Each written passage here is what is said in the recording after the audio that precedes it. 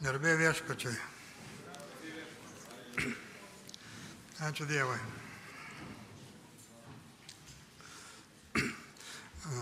Atsiverskite 1 Petro laišką, 2 skyriaus 9 eilutę. 1 Petras, 2 skyrius, 9 eilutė. O jūs esate išrinktoji giminė, karališkoji kunigystė, šventoji tauta, ypatingi žmonės, kad skelbtumėte dorybės to, kuris pašaukė jūs iš tamsybių į savo nuostabią šviesą. Aš kaip tik norėčiau ir truputį kažkaip pasamprotauti. Mane kažkaip palėtė šitą eilutę. Ir žinote, aš taip pastebėjau, kad čia kartais mes ne į ten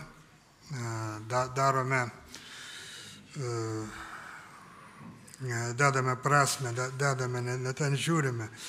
Čia man atrodo, kad čia apaštalas norėjo pasakyti ir pagrindinis šitos eilutės tikslas yra skelbtumėte dorybės. Skelbtumėte Dievo dorybės. Nes visa kita, kaip aš matau, čia yra tai tiesiog kaip pagalbiniai.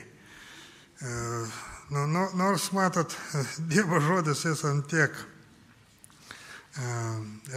daug apima, ant tiek jis daug pasako, kad čia vos ne iš kiekvieno sakinio, vos ne iš kiekvieno išsireiškimo galima labai daug ką suprasti. Bet aš būtent apie tai noriu šiandien pakalbėti, būtent apie šitą tikslą – skelbkite Dievo dorybės. Ir dėl to, kad mes iš tikrųjų galėtume sėkmingai skelbti tas Dievo dorybės, Dievas ir išrinko mus, išrinktoji giminė, o jūs esate išrinktoji giminė. Dievas išrinko mus skelbti. Dievas davė mums valdžią būti karališkąją kunigystę. Nepaprastai kunigais, nepaprastais, bet karališkoji kunigystė. Mes esame Dievo, karaliaus kunigai. Visi tikintis, visi mes esame tokie. Mes esame šventoji tauta. Šventoji tauta. Dievas mus pašventina. Dievas mus padaro šventais kaip tik tam, kad mes galėtume skelbti Dievo dorybės. Ačiū Dievui. Ir kad mes skelbtume Dievo dorybės, Dievas padarė mums tokiais. Ir ką mes skelbėme? Mes skelbėme galbūt pirmiausia Kristaus auką. Ir ta Kristaus auka man, žinot, labai patinka iš Romiečiaus 5 skyriaus 8 eilutė, kur parašyta, o Dievas parodė mums savo meilę tuo, kad Kristus mirė už mus, kai mes tebe buvome nusidėjėliai. Ačiū Dievui. Įsivaizduojate,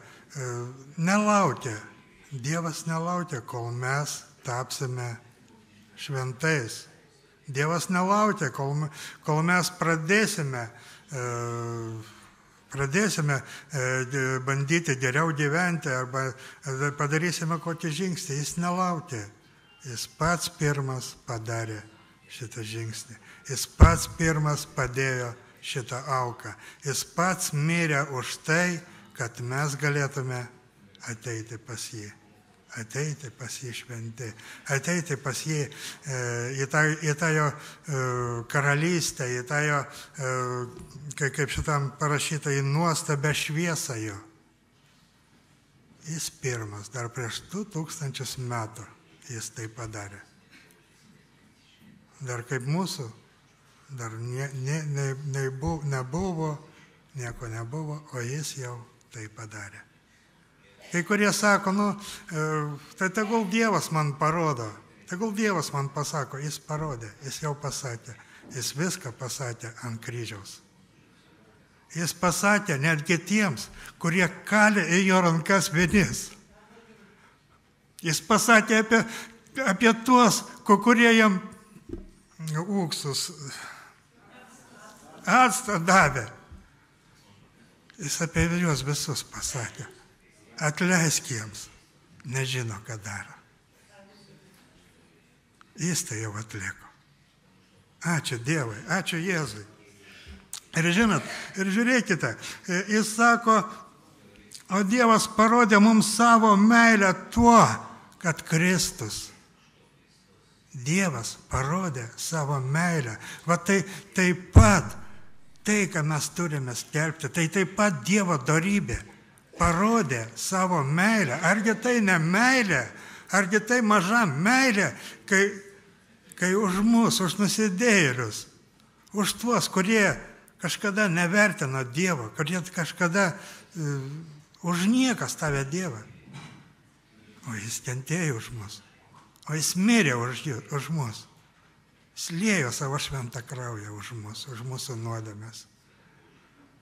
Ir dabar mes turime šitą auką, šitą Kristaus auką. Ir jeigu mes kažkur suklumpame, jis mums atleidžia. Ačiū Dievui. Ačiū Dievui. Ačiū Jėzui. Ir žinote, ir Jėzus, ir Dievas sako mums taip pat, aš jūs pamilau ir jūs mylėkite. Mes kartais taip renkamės. Šitas žmogus mane myli, aš jį mylėsiu. Šitas man nepatinka, piktas ir aš su juo gražiuoju nebūsiu. Man dažnai prisimenu vieną moterį, pas kurią mes lankydavomės. Jinai labai susipykus buvo su savo kaimynė ir mes jai sakydavom, ne vieną kartą sakydavom, kad reikia atleisti, Dievas moko, kad reikia atleisti. Ir man, žinot, įstrigo jos žodžiai. Sako, aš jai atleidau, bet aš jai pasakiau, daugiau, kad tavo kojos ant mano slenksčio nebūtų.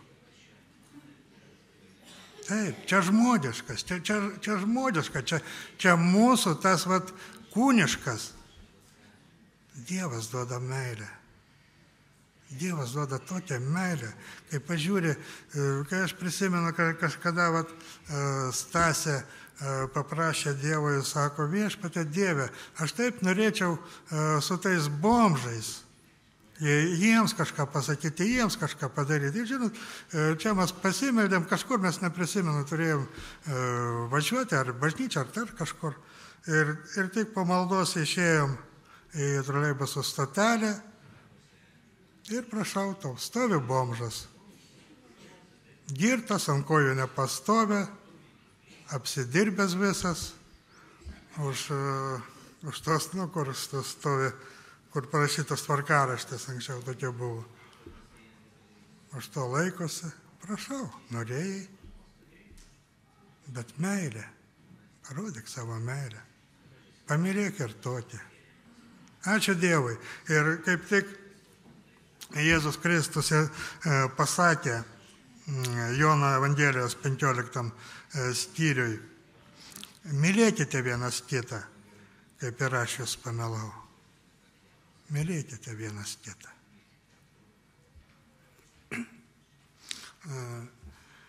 Žinot, meilė yra mūsų šventėjimo pagrindas. Be meilės mes niekada netapsime šventi, mes niekada neįvykdysime Dievo valios. Bet ta meilė, nereikia tos meilės maišyti su su kažkokia nešvaria meilė, su meilė kažkokiems, nežinau kaip. Dievo meilė yra kažkuo galbūt panaši, kurią jis iš mūsų laukia, kažko panaši į tėvų meilę savo vaikams, savo mylimiems vaikams. Meilė tai yra rūpestis aplinkiniais, rūpestis visais. Ir tas rūpestis, jis turi siekti tą tikslą, kad ir tas artimas, ir tas žmogus, su kuriuo tu susitikai, kad jis anksčiau ar vėliau, kad jis pamatytų tą nuostabią šviesą, tą nuostabą dangų, tą nuostabą amžinąjį gyvenimą, kurį parūpina mums Dievas. Ačiū jam. Ir dar keletą tokių pamąstymų. Čia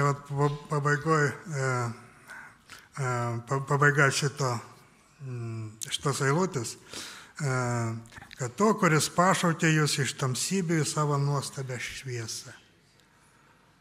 Dievas mus pašaukė iš tamsybių.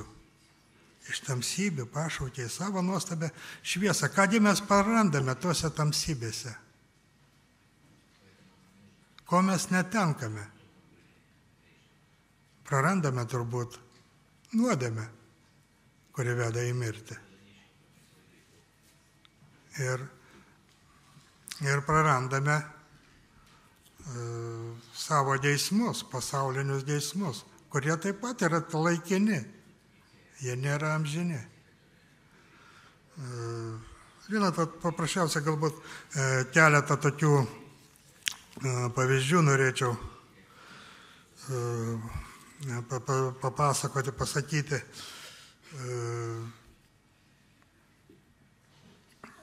Kažkada žiūrėjau tokį liudijimą, kur vienas turtingas, turintis daug pinigų, žmogus liudijo ir jisai sakė kažką tokio panašaus, kad sako, jis įtikėjo, sako, pinigai man neatnešė jokio džiaugsmo, nes tas aš tiesiog, sako, buvau tokiame, kad kaupti, kad būtų tų pinigų ir sako, ką aš nepirkdavau už tos pinigus, pačius brangiausius, pačius geriausius tos dalykus, jie, sako, man duodavo džiaugsmą tik kelioms dienoms. Po to tas viskas nublankdavo ir vėl prasidėdavo kaip pasenoviai. Dabar iš tikrųjų daugelis šis pasaulis, jisai galvoja, kad pinigai atneš laimę, atneš džiaugsmą. Šito nebus. Iš savo patirties, iš savo pačio gyvenimo galiu pasakyti, aš buvau kažkada girtuoklis, juodas girtuoklis buvau. Ir žinote, aš žinau labai gerai tą girtuoklio gyvenimą. Pasitenkinimas girtuoklė yra tik tai tada, kol butelėje dar kažkas yra. Kai ten viskas pasibaigia, tai tada du keliai gaunasi taip. Arba eini ieškai kito butelio, arba prabandi su skaudančia galva. Ir jeigu eini ir surandi kitą butelį, galbūt ir trečią, ir kiek ten jų surandi, tai pabaiga vis tiek ta pati. Skaudanti galva, drembančios rankos kojos, perdžiūvusi burna. Kokiagi čia laimė? Kur čia ta laimė, kur čia tas pasitenkinimas? Jis labai trumpalaikis. Žinote, kai aš augau, buvau jaunas, tada kaip tik, čia galbūt mūsų bažnyčios ir neliečia, bet pasaulyje, žinau, kažkas panašaus dabar galbūt ne tokio masto, bet vyksta. Tada buvo pats toks hipių judėjimo galbūt viršūnė tokia, gal ne viršūnė, jau ten leidosi jis ir taip pat ir čia pas mus jis buvo atėjęs, o ten labiausiai buvo propaguojama laisva meilė, taip vadiname. Tai yra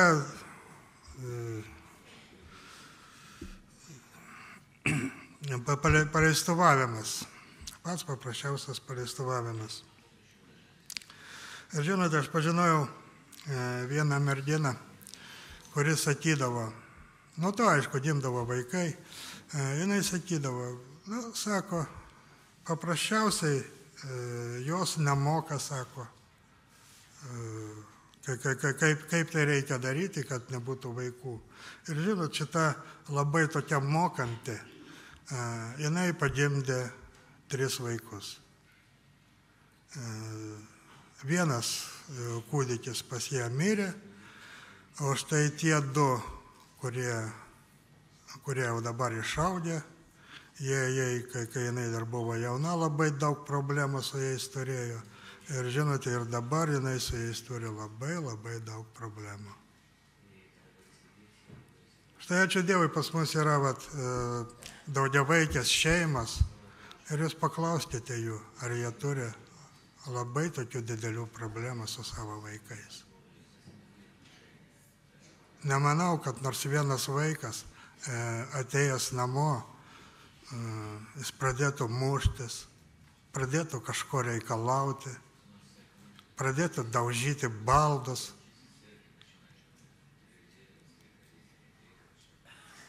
O pas to žmonės taip yra, nes tie vaikai gimsta, tie vaikai gimė pirmiausia nuodėmėj, o taip pat turbūt turi didelę reikšmę, kad jie gimė pas tėvus, kurie nemyli vienas kito, kurie net negyvena vienas su kitu, kurie net nenori bendrauti, tik dažnai vienas su kitu. Štai ką mes prarandame. Argi verta šito laikytis? Argi verta eiti į šitą pasaulį? Ko tai verta? O Dievas mums duoda, sako, aš jūs pašaukiau į savo nuostabią šviesą. Aš noriu jums perskaityti tik keletą vietų iš Šventojo rašto. Štai pirmo laiško Korintiečiams, antroji, man šita eilutė labai patinka, 2 skyriaus 9 eilutė, kur apaštalas sako, ko akis neregėjo, ko ausis negirdėjo, ką žmogui į širdį neatėjo, tai Dievas paruošė tiems, kurie jį myli. Mes net pagalvoti nesugebam apie tą laimę, apie tai, ką Dievas mums paruošė. Apreiškimo 21 skyriaus 3 ir 4 eilutės. Štai Dievo buveinė tarp žmonių. Jis apsigyvens pas juos ir jie bus jo tauta. Ir pats Dievas, jų Dievas bus su jais. Jis nušluostys kiekvieną ašarą nuo jų akių. Nebebus daugiau mirties, nei liūdesio, nei dejonės, nei skausmo daugiau nebebus. Nes kas buvo pirmiau, praėjo. Ačiū Dievui. Ir žinot, laiške Filipiečiams apaštalas štai šitą pergyvenęs, šitą pragyvenęs. Jis rašo laiško Filipiečiams 1 skyriaus, aš čia ištraukas tik tai skaitysiu, 21 eilutė. Man gyvenimas tai Kristus, o mirtis laimėjimas. Kam laimėjimas mirtis? Apaštalas sako, man laimėjimas Kristus. 23 eilutės antra dalis. Verčiau man iškeliauti ir būti su Kristumi, nes tai visų geriausia. Laimėjimas, nes tai visų geriausia. Kur mes surasim tokią laimę? Kur mes būsim tokie laimingi? Kur mums pats Dievas šluostys ašarėlės? Ten. Ir apaštalas šitą žino. Bet jis žino ir kitą dalyką, nuo tai, nuo ko mes pradėjome. Ir jis toliau rašo, 24 eilutė, o mano pasilikimas kūne reikalingas jums, taip pat kaip ir Jėzus kažkada pasakė, atleisk jiems, nežino, ką daro. Reikalingas jums.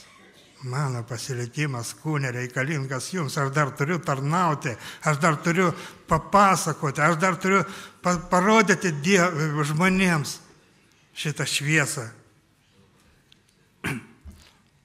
Taip įsitikinęs aš žinau, jog liksiu ir būsiu su jumis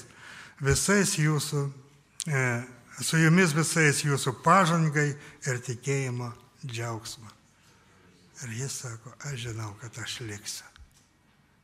Aš liksiu. Ir šito Dievas nori ir iš mūsų. Ačiū Dievui, kad jis surado kiekvieną iš mūsų. Ačiū Dievui, kad jis surado mane. Kažkada didžiausia iš nedorėlių. Ačiū Dievui. Ačiū Dievui. Ir aš taip pat kaip ir Paulius.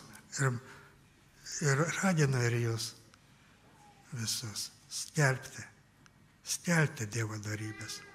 Skelbti Jėzaus auką už mūsų nuodėmes. Skelbti tą laimingą ateitį, kurią Dievas paruošė mums. Pasimelskime.